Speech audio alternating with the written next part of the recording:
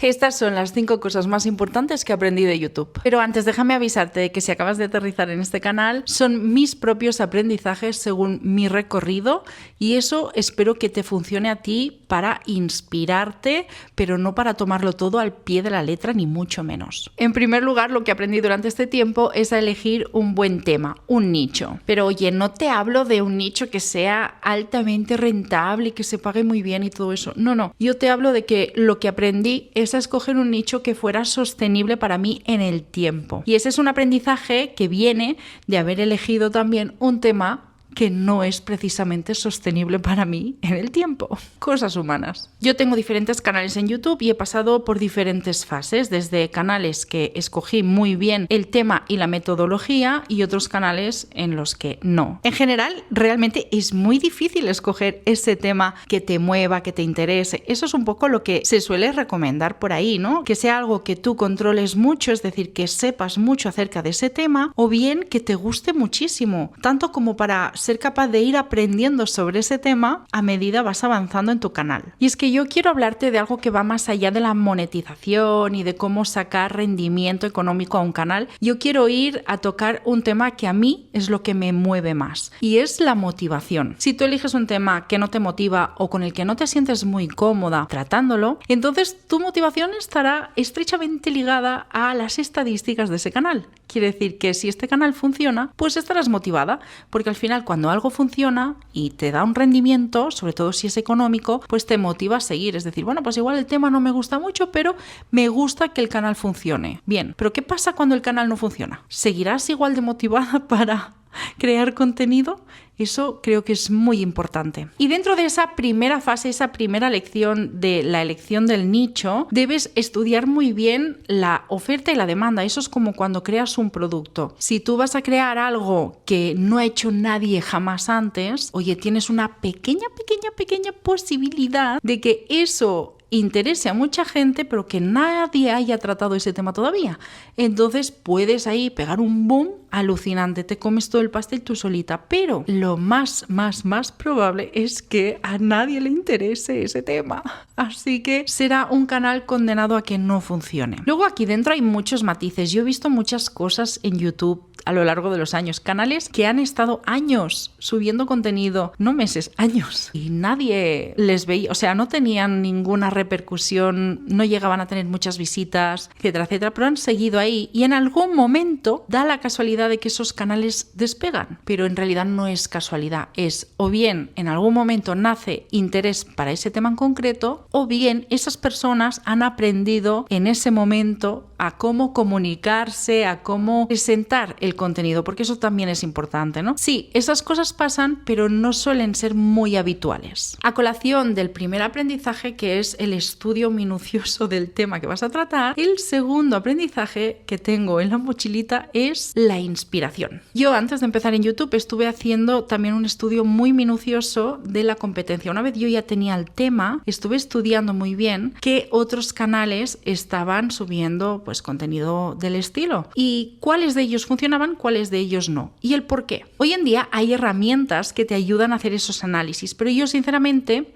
si estás empezando de cero, no tienes dinero, yo no lo probaría. La mayoría de ellas hay que pagarlas. Tienen alguna opción gratuita, pero bueno, hay que pagarlas. Y a mí personalmente no me acaban de gustar porque sí que es cierto que parece que te vayan a ahorrar mucho tiempo, pero están funcionando todas con inteligencia artificial y además están entrenadas para funcionar dentro del mercado de habla inglesa, con lo cual cuesta bastante al menos yo, no he sabido encontrar el punto en que me ayuden dentro de mis temas, mis nichos, y a mí no me han gustado mucho. Ahora bien, igual hay gente que aquí pues controla alguna de ellas, tiene mejor información que yo. La cajita de comentarios está abierta para todo el mundo, pero yo personalmente creo que puedes hacer ese mismo research, esa misma investigación de forma manual y gratis en YouTube, y es nada más que poner en la barra del buscador de YouTube el tema que tú vayas a tocar o algo relacionado, ¿no? Pues pongamos un clásico ejemplo de recetas de cocina y ver cuáles son los canales que están ahí, los primeros que se te presentan. Luego puedes hacer búsquedas como más nicho, ¿no? Más específicas. Recetas de cocina saludables para embarazadas o recetas de cocina sin gluten o recetas de cocina para grandes familias. No sé, estoy ahora inventando un poco los ejemplos, pero viene siendo eso, que vayas haciendo una búsqueda exhaustiva en el mismo buscador de YouTube y uses los filtros que tienes en la plataforma. Tienes una pestañita donde hay filtros y puedes ordenar por fecha de subida, por ejemplo, el último año, la última semana, los últimos meses, ya ahora te lo estoy diciendo de memoria, pero sé que hay varias formas de filtrar por tiempo. Si tomas de referencia los más nuevos, aunque sea del último año, también filtras por relevancia o por visualizaciones, verás qué canales y qué vídeos están mejor posicionados, tienen más visitas, engagement, etc. Entonces, a partir de aquí puedes seleccionar esos canales dentro de tu tema, dentro de tu nicho. Entra dentro de su canal, entra dentro de la pestaña de vídeos, mira cada cuánto están publicando, qué frecuencia de publicación. ¿Publican una vez a la semana? ¿Publican 2, 3, 4? ¿Cada cuánto publican? ¿Están subiendo muchos shorts? ¿O solo están subiendo vídeo largo? ¿O la estrategia de shorts es solo como un acompañamiento? Mira la fecha de publicación de los shorts. Es un poco tedioso, lo sé. De forma manual es tedioso, pero es interesante porque te dará muchísima información y verás cuáles son los canales que están funcionando y el por qué. Porque en la frecuencia de publicación también está una parte de la estrategia. Y es que eso también depende del nicho, claro. Hay nichos que requieren muchísimo contenido, hay nichos que no. Hay nichos que requieren contenido muy largo y los hay que no. Hay nichos que requieren más shorts y menos vídeo largo y los hay que no. Entra dentro de ese segundo aprendizaje de inspirarte en otras personas que están creando ese contenido, ese tema que tú has elegido. Pero yo siempre, en cualquier caso, tomé eso como una inspiración, jamás como una copia. Es más, las copias son dañinas y no son dañinas para el copiado, sino para el que copia. Te voy a poner un ejemplo. A mí me pasó que me habían llegado a copiar, no miniaturas y títulos, que sí. Es que además guiones, la estructura del vídeo, todo, el estilo, incluso pues yo en su momento pues sacaba muñecas y yo probé a sacar algo nuevo, una muñeca nueva que nadie había sacado en YouTube. Curiosamente, otras personas compraron la misma muñeca, hicieron el mismo estilo de vídeo, pero les funcionaron algunos de estos vídeos en concreto. Ahora, años después, puedo decirte que de los canales que yo vi que me copiaron estrategia y vídeo completo, incluso la mayoría de estos canales ya no existen. Han dejado de subir vídeo, ya no están monetizados, ya no trabajan, o bien han cerrado el canal, o bien le han dado un cambio tan radical que ya no tiene nada que ver, porque no les acaba funcionando. Lógicamente, si la idea es tuya, aunque tú te inspires, inspirarte está muy bien, o tomar referencias de miniaturas, de títulos, pero el contenido tiene que ser tuyo, porque al final la audiencia eso lo detecta, sabe cuando algo es genuino tuyo. Si sale de ti, también es verdad que tienes más capacidad para, bueno, a mí me han copiado, pero eso significa que estoy haciendo algo nuevo y funciona. Por lo tanto, sé que tengo la capacidad de volver a replicarlo. Y ahí ya cuesta más que te atrapen, la verdad. Mi tercer aprendizaje, y yo creo que uno de los más importantes, no el que más, porque lo he dejado para el final, pero este sí que es, mira, voy a empezar diciéndote una frase que se decía mucho cuando yo hacía blogging con B alta. Esto en realidad lo estaba hablando el otro día con una amiga de YouTube precisamente, y es que es tan cierto. Aquí viene el gran secreto, ¿no? Yo cuando hacía blogging de escribir artículos, recuerdo que una frase que se decía mucho era: el contenido es el rey. ¿Y qué significa esto? Pues cuando yo escribía artículos para mi blog, también buscaba muchas herramientas y trucos, a ver qué palabras clave puedo poner, qué tipo de títulos, tal cual. Y en verdad lo importante era el contenido del artículo, lo que yo estaba contando en ese artículo, qué tan necesario o relevante era para los lectores. Pues amiga, en YouTube pasa lo mismo. El contenido es el rey. Es importante el empaque. Sí, por supuesto, la presentación es la carta de entrada, pero nada más importante que lo que tú estás mostrando en ese momento. Es decir, ¿qué estoy comunicando? ¿Qué valor estoy aportando dentro de mi comunidad? Lógicamente, tú ves desde fuera vídeos mega virales, muy exitosos, que para ti no son nada relevantes. El contenido puede ser muy... ¿vale? Pero para ti es que sea un buen contenido no significa que sea un contenido de película o de National Geographic. No. Es que sea el contenido correcto para la audiencia correcta. Y para eso tienes que entender a tu audiencia. Pero eso lo voy a dejar para el final, porque creo que es mi mayor aprendizaje. Así que sí, el contenido es muy importante y tienes que saber cuál es el contenido realmente valioso para tu audiencia. Piensa en ello. Mi cuarto gran aprendizaje, aunque lo puse en práctica desde el día 1, fue la constancia. Eso no es ningún secreto, yo ya lo sé. Y es que no estoy yo aquí para contarte secretos, estoy aquí para contarte mis aprendizajes. Y la constancia, pues, es clave en eso. Así como anteriormente te acabo de comentar que hay canales que han estado durante meses, incluso años, subiendo contenido sin triunfar o triunfando tarde, también es cierto que cuando uno elige un tema correcto, siguiendo los grandes pilares del primer aprendizaje, ¿no? de la elección del tema. Pero cuando has elegido un tema correcto, cuando has hecho una buena investigación y sabes crear un buen contenido, encontrar la constancia, la frecuencia de publicación y no rendirte al principio es muy importante. Porque ahí es donde fracasan el 90% de los canales, y no lo digo yo, son datos que están por ahí. La gente pierde las ganas y la motivación a los 15 días, al mes y medio. Tienes que aguantar un mínimo de 3 meses. ¿Que antes despegas? Pues genial, celébralo y aprovéchalo porque será gran motivación para ti. Pero ¿y si no? Pues sigue publicando porque además cuanto más vayas creando contenido, más irás aprendiendo sobre los errores, sobre lo que quiere la gente. Aunque tengas pocos comentarios, nútrete de ellos. Fíjate en tu primer vídeo y fíjate en el último que has subido. Seguro que siempre encuentras algo que puedes mejorar. Y eso a mí me pasa constantemente. Miro mis primeros vídeos y tengo unas ganas horribles de eliminarlos porque son muy cutres. Pero pienso, oye, son mis inicios. Es así, así crecí, pues ahí se van a quedar. Esa constancia, por cierto, considero que hay que estudiarla un poco. Primero, tienes que saber un poco cuál es la frecuencia de publicación idónea para el tipo de tema que estás tratando, para el nicho. Entonces, hay temas que requieren mucho contenido para que lleguen a verte, sobre todo temas muy competidos, temas más de entretenimiento, pero hay otros temas como más educativos, divulgativos, informativos, que pueden crecer con menos frecuencia. Pero bueno, eso ya es un tema de investigación como muy específico. Yo, en mi caso, cuando tuve clara la frecuencia en cada uno de mis canales, ojo, no solo en el primero, fui constante, no lo dejé. Y oye, también tengo canales que han sido un fracaso, pero también es cierto que con el tiempo y la experiencia vas aprendiendo a predecir un poco el futuro de ese canal. Yo, por ejemplo, tengo un canal en concreto que a los 2 meses ya lo di por perdido, lo dejé. Y luego sí que he tenido algún canal que ha ido creciendo lentamente, que no acabo de arrancar como yo esperaba. Y aquí viene mi último y gran aprendizaje, porque no solo depende de ti y del tema. Lo más importante es la audiencia. Lo de la audiencia, amiga, eso sí es un gran misterio. Y es que mira, yo ya he comentado anteriormente de que siempre se habla mucho de YouTube, del algoritmo de YouTube y de YouTube en sí como si fuera una entidad, un dios, no sé. No. ¿Cómo funciona YouTube? Es algo que tengo pendiente de contarte en un próximo vídeo porque es muy interesante, pero te lo resumo un poco. YouTube lo que quiere es que estés el máximo tiempo posible dentro de la plataforma y de la forma más activa posible. Eso quiere decir que estarás atenta o atento a cualquier anuncio que te salte y recibirás el mensaje del anuncio pues con más atención. Pues es que es eso, básicamente.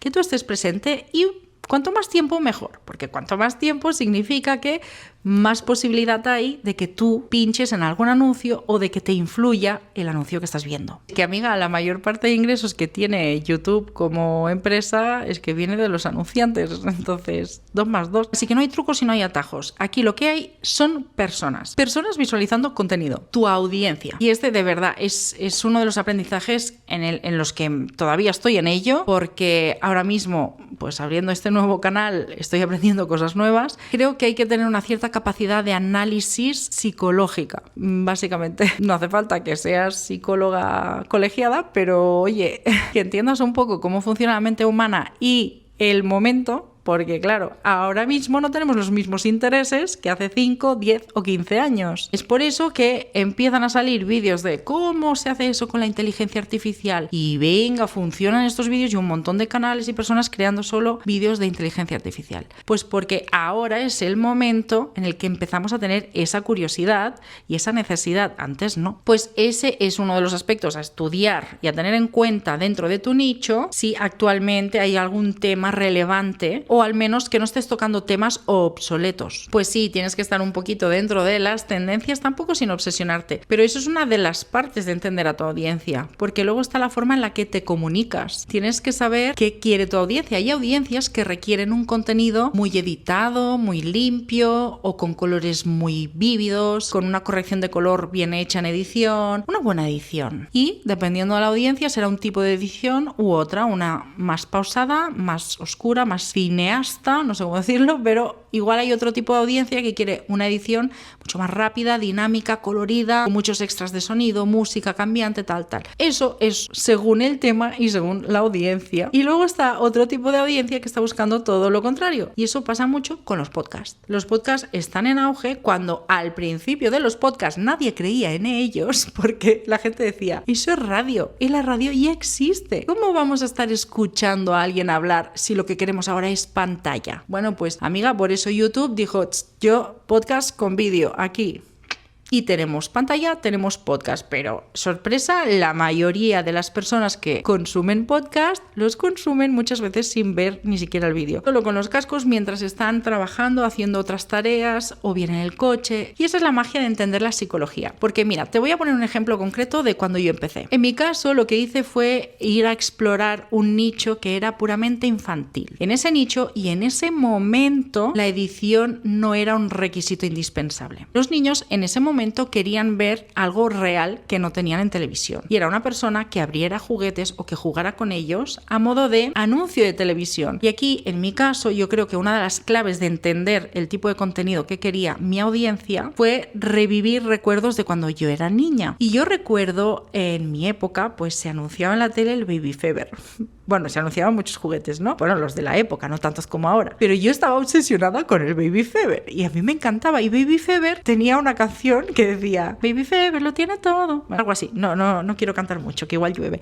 No, la cuestión es que yo estaba obsesionada con todo lo que tenía Baby Fever. Es que lo tenía todo. Tenía muchos accesorios y yo, pues bueno, conseguí que los reyes me trajeran un Baby Fever, muñeco, pero ya está. Yo no tenía ninguno de los accesorios, ni cocinas, ni dormitorios, ni bañeras, ni todo lo que tenía. Y recuerdo esa sensación de decir, ¿cómo me hubiera gustado verlo, ya que no podía tenerlo, verlo al completo con detalle? Porque los anuncios duraban 30 segundos, un minuto como máximo. Pero estos concretamente eran muy rápidos. Es más, ¿sabes qué le pedía yo a mi hermano mayor? Yo le pedía que me los grabara. Porque, a ver, si no eres de mi edad, de mi época y eres más joven, antes teníamos una cosa llamada VHS, cintas de vídeo, y tú podías grabar lo que salía en televisión en esas cintas. Entonces, yo le pedí a mi hermano que me grabara los anuncios en cinta. Y tengo cintas con anuncios grabados de los años 90 o finales de los 80. Vale, pues ese fue mi análisis psicológico del momento, que fue plantear un poco qué era lo que querían ver ese grupo de personas al que yo me quería dirigir, ¿no? Que querían ver un juguete al detalle, al completo. Ya no solo por un tema de, mira, si no puedo tenerlo, al menos lo puedo ver, que también es un disfrute, es una sensación agradable, sino también el hecho de, ostras, yo estaba pensando en comprar ese juguete y bueno, ya sabes, el clásico motivo del unboxing original, ¿no? Te hago un unboxing y una review para que sepas cómo es ese producto cuando lo compras, qué obtienes. Eso ya ha evolucionado o casi ha involucionado, pero originalmente era muy genuino y aportaba mucho valor el unboxing. Fuera por un motivo u otro, esos vídeos triunfaban porque yo misma fui capaz de hacer ese análisis psicológico. Entonces, más adelante, pues el momento cambia, igual hay más competencia, hay personas que están editando mucho mejor y tú tienes que adaptarte y decir, pues ahora mi audiencia ya no solo quiere ver cómo abres juguetes, quiere ver cómo montas historias súper geniales con ellos o súper originales y divertidas y además educativas o además, no sé, que saquen un montón de cositas. Ya no me vale con un juguete, quiero ver 100 juguetes. Pues tienes que ir adaptándote a la psicología de tu audiencia, pero también al momento. Y en resumen, estos son los aprendizajes que yo llevo en mi mochilita hasta el momento, aunque recuerda que yo sigo aprendiendo un montón de cosas todos los días. Es más, precisamente abrí este canal, Nuria Beta, para hacer un cambio que quiero documentar y publicar a modo de cuaderno de bitácora. Así que si por el camino voy ayudándote, o mejor, inspirándote, a raíz de las dudas que me vais dejando aquí en comentarios, pues yo estaré encantada de ir subiendo contenido que se adapte un poquito a vuestras necesidades en medida de lo posible. Porque recuerda, uno hace lo que puede con lo que tiene.